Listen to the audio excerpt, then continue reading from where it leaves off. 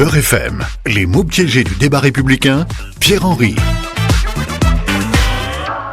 Les mots qui fâchent, les mots du vocabulaire politique, souvent mal connus, employés de manière inappropriée, instrumentalisés, sont nombreux. Ils se répètent et se buzzent en réseau, confortant posture et parti pris. Ils font débat et nous divisent. Ce sont les mots piégés du débat républicain. Ces mots, nous allons les déminer, les expliquer pour simplement vous permettre de mieux les connaître. Le mot du jour ici décrypté, désobéissance.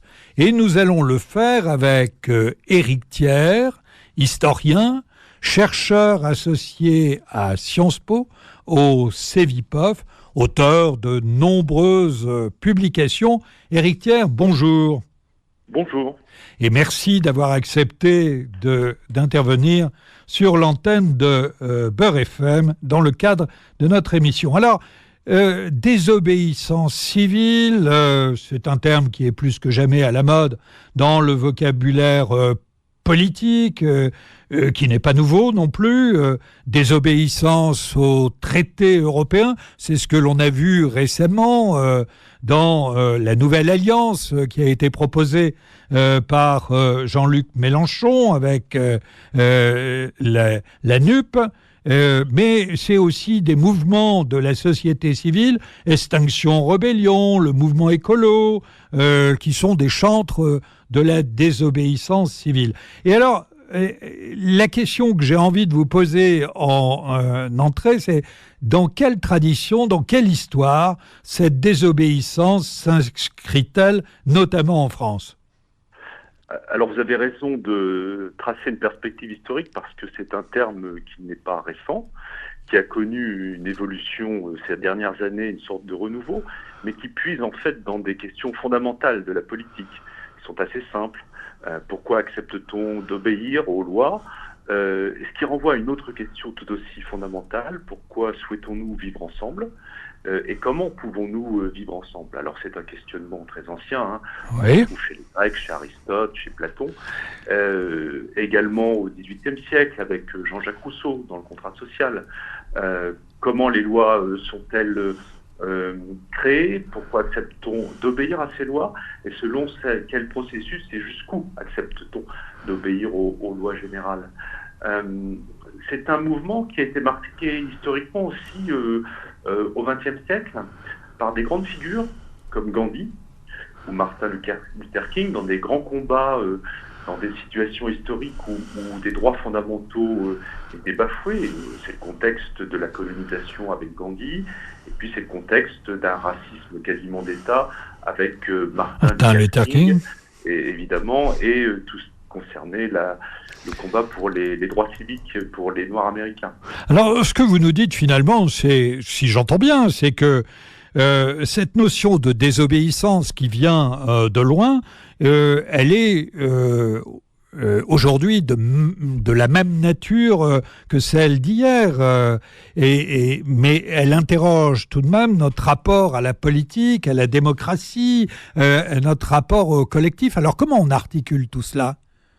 Alors elle est à la fois de la même nature et d'une nature assez différente, parce qu'il faut être conscient, et on y reviendra, que derrière ce discours autour de la désobéissance civile, il y a tout un projet idéologique qui est marqué à gauche, dans une gauche radicale, très contestataire du système capitaliste, libéral, et qui a construit un corps de doctrine extrêmement élaboré, et aussi des pratiques qu'on a vu émerger il y a 15-20 ans, avec, souvenez-vous, José Bové qui démontait un McDonald's à Millau avec les faucheurs de plants d'OGM dans les champs. Et qui sont pourtant présentés comme un renouveau de la démocratie.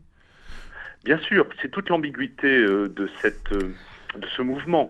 Il s'agit en réalité de critiquer la démocratie représentative telle qu'elle s'est construite à la fin du XVIIIe siècle et au cours du XIXe siècle, et qu'elle s'est développée largement au XXe siècle, de critiquer ce système démocratique au nom d'une démocratie qui serait plus réelle, qui prendrait plus en considération les citoyens dans leur diversité, dans leur aspiration. Mais alors, qu'est-ce qui légitime aujourd'hui la désobéissance civile. Et alors, ça a l'air d'être une question philosophique niveau bac, mais dans quelle mesure la désobéissance est-elle un droit? Je pense aux lanceurs d'alerte, mais aussi à d'autres situations. Bien sûr, c'est un droit dans certains cas, par exemple les fonctionnaires, Oui. lorsqu'on leur impose un ordre manifestement illégal et qui compromet gravement l'intérêt public, n'ont pas à respecter cet ordre. C'est une forme de désobéissance, mais c'est une désobéissance pour faire respecter la loi. La résistance à l'oppression est dans l'histoire de ce pays depuis plus de 2 siècles. Bien sûr, depuis la Révolution française, et on l'a même au sein de notre Déclaration des droits de l'homme. Ce qui est nouveau aujourd'hui, c'est que auparavant, on considérait que la démocratie telle qu'elle existait permettait de maintenir des équilibres entre les aspirations individuelles, l'idée de justice que chacun peut avoir, et le fonctionnement collectif, notre capacité à vivre ensemble. Aujourd'hui, ce qui est différent, et ce qui pour moi peut menacer la démocratie, c'est que chacun se considère en quelque sorte dans ces milieux désobéissants comme porteur d'une morale qui lui est propre et qui est en même temps universelle, et qui le considère comme étant le seul gardien, sans s'intégrer dans une logique collective qui est une logique de compromis, de discussion avec les autres citoyens. Oui, ce que vous nous dites, c'est que l'individu seul ne fait pas sens, il fait sens dans un collectif, et c'est ce collectif qui oblige évidemment au compromis. Bien sûr, la démocratie, c'est le compromis. Et on confond parfois dans ces mouvements de désobéissance civile la morale et la politique. C'est-à-dire que moi, comme citoyen, je peux avoir une conception particulière de la morale. Je peux considérer que tel ou tel acte est injuste, mais collectivement, peut-être que la société ne le considérera pas comme tel.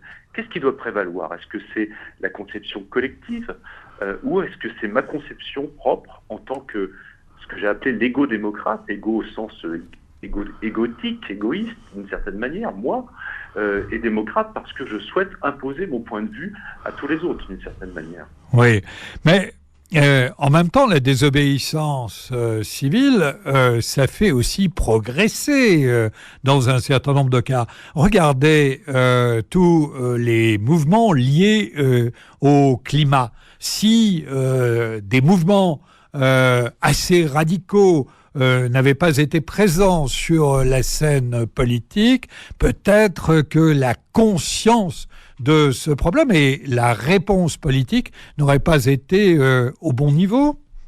Bien sûr, et on peut tirer des exemples plus lointains. Je pense au droit à l'avortement, à l'opposition à la guerre en Algérie. Oui. Je pense aux mobilisations, par exemple, pour le droit au logement, qui se manifestent de manière non violente par des actes qui sont illégaux. Donc, entendons-nous bien, je ne veux pas dire que la désobéissance en soi est quelque chose de contraire à la démocratie. Ce qui me paraît compliqué, peut-être même dangereux, c'est de la considérer comme le moyen systématique de construire la démocratie. Et surtout, il faut être conscient que derrière, il y a un projet politique, idéologique, avec une nébuleuse, des réseaux à très à gauche, qui, d'une certaine manière, veulent aller plus loin que la simple lutte pour la justice, qui veulent remettre en cause l'ensemble du système démocratique. Il faut en être conscient. Oui, mais c'est aussi une demande très forte de participation autour de la question de la désobéissance et du renouvellement des pratiques. Et alors, à partir de ce moment-là, le politique est aussi obligé d'apporter un certain nombre de réponses. On voit par exemple dans la Ve République les limites du régime présidentiel. Qu'est-ce qu'on peut amener comme réponse à cela? Vous avez tout à fait raison. Je veux dire, ça n'est pas un hasard si, par exemple, pour la jeunesse, la question de la désobéissance ou de l'indignation, souvenez-vous du livre C'est ça, de Hessel, oui. A beaucoup pesé, a beaucoup ouvert les consciences. C'est parce que le système démocratique tel qu'il est aujourd'hui ne satisfait pas des citoyens qui ont changé, qui ont un rapport à l'autorité différent, qui souhaitent s'exprimer, qui souhaitent être entendus, qui se mobilisent pour des causes. Donc le système démocratique est aussi à l'origine de ces mouvements et il doit apporter une réponse. Si je considère que la désobéissance civile ne peut pas être le mode normal de la démocratie, En revanche, la démocratie telle qu'elle existe aujourd'hui n'est pas satisfaisante de ce point de vue-là, et il faut en finir avec une forme d'entre-soi. Il faut retrouver une manière de convaincre les citoyens que les politiques publiques que l'on mène sont faites pour eux, avec leur assentiment, et ont des effets, que ces politiques ont des effets concrets et positifs. Je crois que l'un des enjeux que nous avons devant nous, on tourne autour depuis 1 ou 2 décennies, et on voit bien qu'on est à un moment critique de la démocratie, c'est de réussir à reconstituer un esprit civique positif.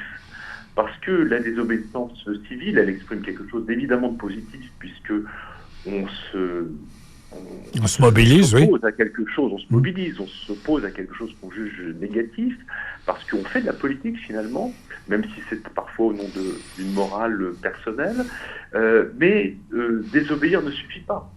La démocratie, c'est aussi l'obéissance d'une certaine manière, et de manière éclairée. Eh bien, je vous propose de terminer notre entretien sur ces mots. Éric Thiers, merci beaucoup. Merci à vous. Au revoir. Merci, au revoir. C'était les mots piégés du débat républicain en partenariat avec France Fraternité.